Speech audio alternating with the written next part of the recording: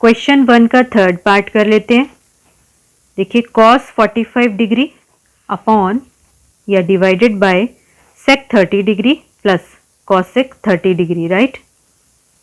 अब cos 45 degree की value क्या होती है? तो cos 45 डिग्री की वैल्यू होती है 1 अपॉन रूट 2, ठीक है। ये डिवाइड का साइन लगाया। sec 30 डिग्री की वैल्यू क्या होती है? तो sec 30 डिग्री की वैल्यू होती है 2 अपॉन रूट 3, ठीक है। प्लस लगाया।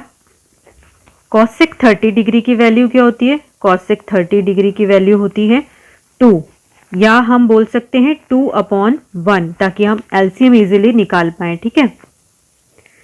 तो देखिए अब ये 1 अपॉन रूट 2 इस तरह से लिखा रहने दिया।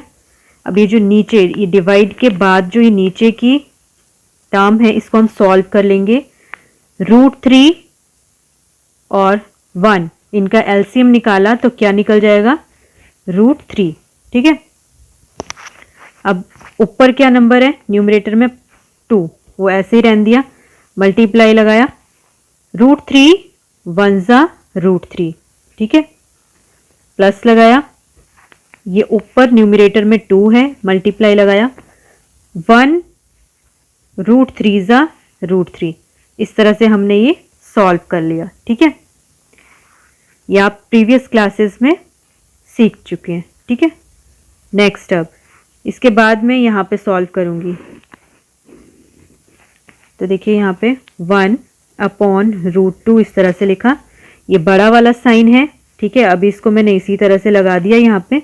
अब ये 2 1 जा 2 प्लस 2 रूट 3, तो बन जाएगा 2 रूट 3, यानी 2 को मल्टीप्लाई किया रूट 3 से, तो क्या बन गया? 2 रूट 3, ठीक है। अपॉन लगाया रूट 3 इस तरह से, ठीक है। अब ये बड़ा वाला डिवाइड का जो साइन था हमारा, इसको एक न्यूमरेटर में ये वैल्यू बन रही है फ्रैक्शन में ही, और एक डिनोमिनेटर में ये वैल्यू बन रही है, वो भी फ्रैक्शन में ही है। तो देखिए कैसे सॉल्व करेंगे, कैसे सिंप्लीफाई करेंगे। 1 अपॉन रूट 2 लिख दिया इस तरह से, अपर वाली टर्म।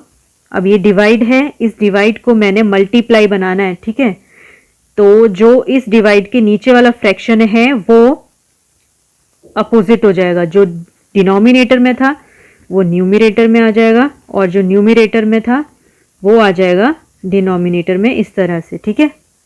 अब इसको फर्दर सिंप्लीफाई करेंगे। 1 इंटू रूट 3, तो रूट 3 डिवाइडेड बाय, अब इसको इससे पूरे से मल्टीप्लाई करना है, तो क्या बन जाएगा? देखिए रूट 2 को मल्टीप्लाई किया मैंने, तो मल्टीप्लाई के लिए मैंने ब्रैकेट लगा लिया, ठीक है, इस तरह से। अब हम इसे सॉल्व करेंगे यहाँ पे ब्रैकेट्स ओपन करके। ऊपर वाली चीज तो हमने सिंप्लीफाई कर दी है, देखो ऐसे रूट 3, ठीक है।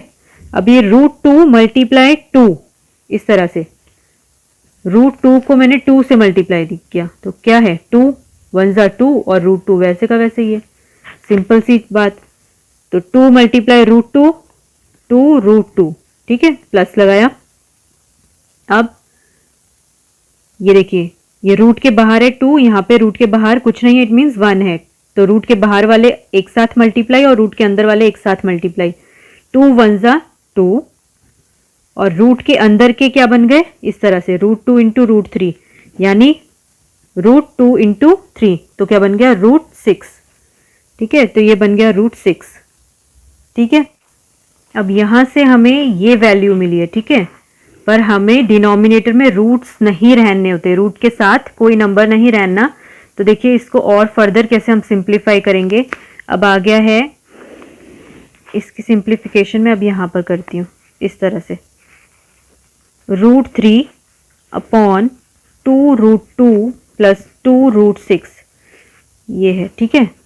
अब मल्टीप्लाई लगाएंगे, और ये जो नीचे रूट्स की वैल्यू हैं, इनको साइन के, इनका साइन चेंज करते हुए न्यूमरेटर और डिनोमिनेटर में मल्टीप्लाई करना है। तो देखिए कैसे, 2 रूट 2 प्लस की जगह माइनस लग गया, और 2 रूट 6 वैसे ही लिखा, ये डिनोमिनेटर में आ गया, और यही सेम चीज हमने न्यूमरेटर में भी लगानी है, इस तरह से, ठीक है। अब इसको सिंप्लीफाई करेंगे, 3 को मल्टीप्लाई करेंगे इस पूरे टर्म से, इस तरह से रूट 3 ब्रैकेट 2√2 माइनस 2√6, ये हो गया। और ये वाला फॉर्मूला क्या बना हमारा, देखिए सेम नंबर्स हैं, ये यहाँ पे साइन चेंज है, यानी एक बार ये वैल्यू जो है पूरी प्लस के साथ है, एक बार ये पूरी वैल्यू माइनस के साथ है। तो हमारा ये फॉर्मूला क्या बन रहा है यहाँ पे, a plus B bracket close, a minus B in the bracket, right. तो किसका फॉर्मूला बनता है, a square minus B square का फॉर्मूला बनता है, ठीक है। तो इस पूरी वैल्यू को मैं इस तरह से लिख सकती हूँ। तो a मेरा क्या है, 2√2 है इस तरह से, और माइनस ये उसका स्क्वायर हो गया और माइनस लगा, और b स्क्वायर क्या है, b क्या है मेरा 2√6, ठीक है, उसका स्क्वायर कर दिया इस तरह से, ये a हो गया, ये b हो गया, राइट। अब इनको मैं यहाँ पर इस तरह से लिख दूंगी, 2√2 का स्क्वायर माइनस 2√6 का स्क्वायर, ठीक है। अब फर्दर सॉल्व करते हैं। √3, ठीक है, इसको मल्टीप्लाई करना है इसके साथ भी और इसके साथ भी। तो देखो कैसे, √3 मल्टीप्लाई 2√2 माइनस लगाया, ठीक है, इसी को इससे भी मल्टीप्लाई करना है। तो कैसे, √3 मल्टीप्लाई 2√6, इस तरह से, ये एक बन गया, ये दूसरा बन गया इस तरह से, ठीक है। माइनस, सॉरी ये डिवाइड का साइन लगाया।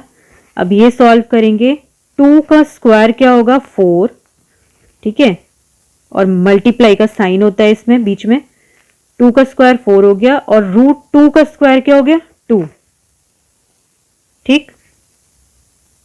ये इस तरह से मैं यहां पर पहले भी समझा चुकी हूं, वैसे ही मैंने यहां पे किया है। माइनस लगाते हैं। अब 2 का स्क्वायर क्या हो गया 4, मल्टीप्लाई लगाया, √6 का स्क्वायर क्या हो गया 6, क्योंकि √6 को 2 बार मैंने रूट के अंदर किया तो एक वैल्यू बाहर आ जाएगी विदाउट रूट, ठीक है।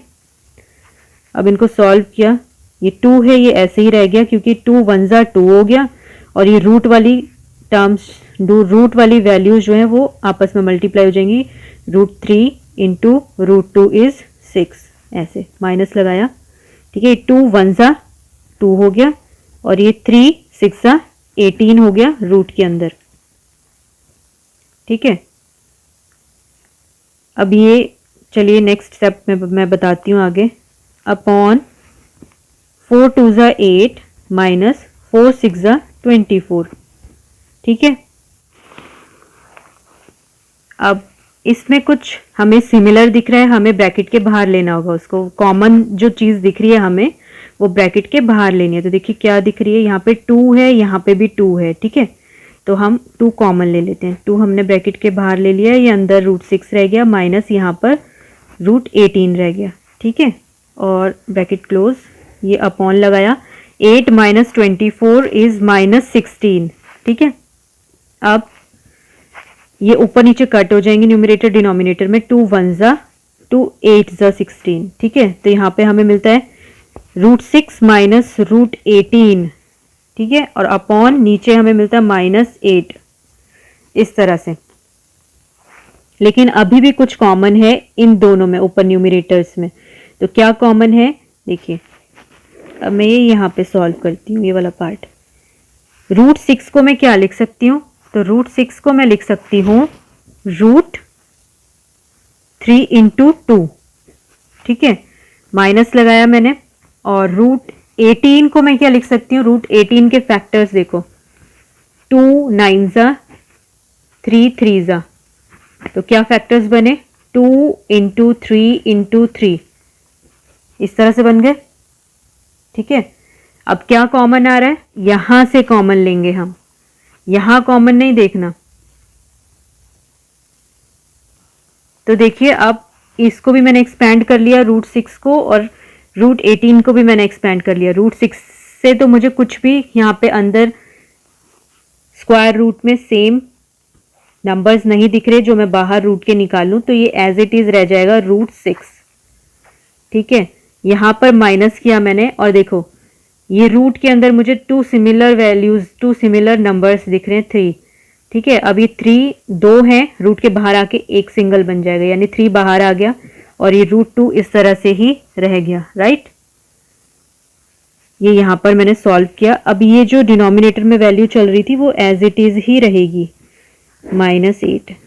ठीक है, तो अब हमारा आंसर क्या बन जाता है फाइनल, √6 -3√2 अपॉन -8।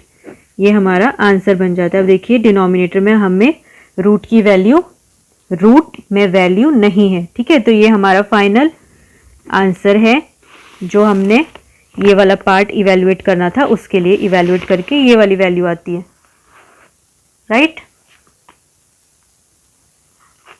अगर आपको इस क्वेश्चन का आंसर निकालते हुए कहीं पे भी डाउट लगता है तो प्लीज़ मुझे कमेंट बॉक्स में बताइए, मैं और इसको इजीली समझाने की कोशिश करूँगी। अगर आपको मेरी वीडियो थोड़ी भी अच्छी लग रही हो, देखना कुछ समझ आ रहा हो, इससे कुछ यूज़फुल लग रही हो, तो प्लीज़ मेरे चैनल को सब्सक्राइब कीजिए।